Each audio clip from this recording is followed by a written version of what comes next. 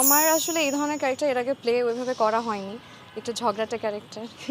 দেখা যাবে নাটকের ফার্স্ট হাফে আমি সব জায়গায় একটু ঝগড়াঝাটি এরকমের। প্রথমত এখন পর্যন্ত একদিনে 50 লাখ ভিউ হয়েছে। সো এটা অনেক বড় একটা অ্যাচিভমেন্ট। কারণ হচ্ছে মানুষ দেখছে, মানুষ পছন্দ করছে, ভালোবাসছে, এটা একটা বড় জিনিস। আর দ্বিতীয় জিনিস সেটা হচ্ছে যে একটা খুব সুন্দর জোয়ার যাচ্ছে, সেটা হচ্ছে ফ্যামিলি ড্রামার। মানে যেটা আরও 2-3 বছর আগেও দেখা যেত না আর কি।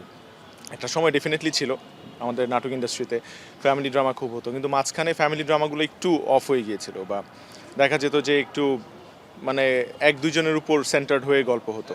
কিন্তু এখন ফ্যামিলি ড্রামাগুলো হচ্ছে, এবং এটা একটা পজিটিভ সাইন, বিকজ হচ্ছে ফ্যামিলি ড্রামাগুলো আবার ফেরত এসছে, এবং পুরা ফ্যামিলি নিয়ে চাচা চাচি, মামা মামি, দাদি এবং বাবা মা সবাই মিলে যখন গল্পগুলো আমরা বলার সুযোগ পাচ্ছি, তখন যেটা হচ্ছে যে আসলে আমরা খুব সুন্দর সুন্দর গল্প বলার সুযোগ পাচ্ছি।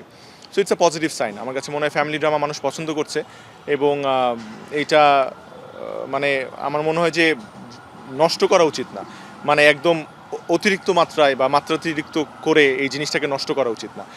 আমার কাছে মনে হয় যে যতটুকু মডারেট লেভেলে রেখে সুন্দর সুন্দর গল্প বলা উচিত।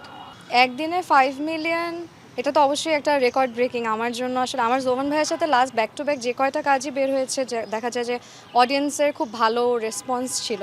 তো আমার মনে হয় এটা ভাইয়া গুড প্রজেক্টের কনসিস্টেন্সি, যে অনেকগুলো ভালো কোয়ালিটি মেনটেন করে আপনি যখন কাজ করেন, অডিয়েন্সের এক্সপেকটেশন তখন একটা বার সেট করে ফেলে ওরা। তো যখন আসলে ওই এক্সপেকটেশনটা রিচ করা যায়, তখন আমার কাছে মনে হয় যে ইজিলি কাজ দর্শকপ্রিয়তা পায় বা ইজিলি ভিউজ হয় অনেক। আমার আসলে এই ধরনের ক্যারেক্টার এর আগে প্লে ওইভাবে করা হয়নি। একটু ঝগড়াটে ক্যারেক্টার। দেখা যাবে নাটকের ফার্স্ট হাফে আমি সব জায়গায় একটু ঝগড়াঝাটি এরকমের।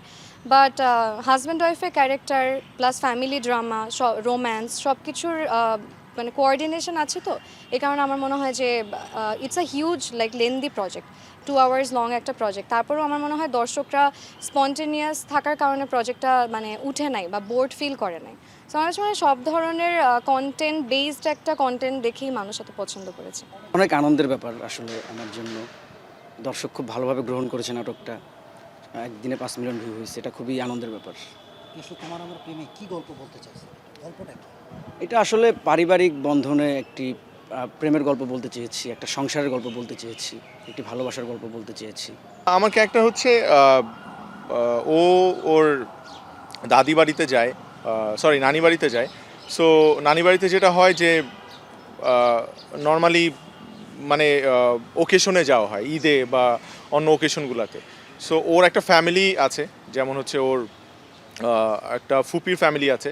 ওই ফ্যামিলিটা আসলে ও সবসময় মানে দেখা হয় নাই, আগে জানতো যে ফ্যামিলি আছে। তো একটা ওকেশনে দাদির কথায় আসলে পুরো ফ্যামিলিটা একত্রিত হয়, এবং একত্রিত হওয়ার পর যেটা হয় যে আসলে বোঝা যায় যে আসলে দুই ফ্যামিলির মধ্যে একটা দ্বন্দ্ব আছে। সো ওইটা কাটিয়ে আসলে সুন্দর করে ছেলেটা মেয়েটার বিয়ে হয়, এবং এরপরে আসলে ম্যারিটাল লাইফে কী কী প্রবলেম হয় এগুলো নিয়ে আসলে গল্পটা। আই হোপ মানুষের পছন্দ হচ্ছে দেখে মানুষ দেখছে। গল্পটা পড়ে আসলে ক্যারেক্টারের সাথে মনে হয়েছে এটা জোবান ভাই তটিনী আপুর সাথে ভালো যাচ্ছে, আর দর্শক তো ওইটা ওইভাবেই গ্রহণ করছে। তো আসলে আমার জায়গা থেকে মনে হচ্ছে আমিও সাকসেস। এটা আসলে একটা জয়েন্ট ফ্যামিলির গল্প দেখবে প্রথমে। ফুপির পরিবার মামার পরিবারের মধ্যে একটা ক্ল্যাশ থাকে, ওইটার একটা সলভ হয়, তারপর দুজনের একটা পরিণয় হয়। তারপরে আসলে একটা মানে বিবাহ পরবর্তী সময়টায় যে প্রবলেমগুলো হয় সব কিছু মিলাই আসলে এটা, এবং এটার যে কীভাবে সলভ করে সমস্যাটা, সব কিছুই আসলে দেখতে পারবে দর্শক।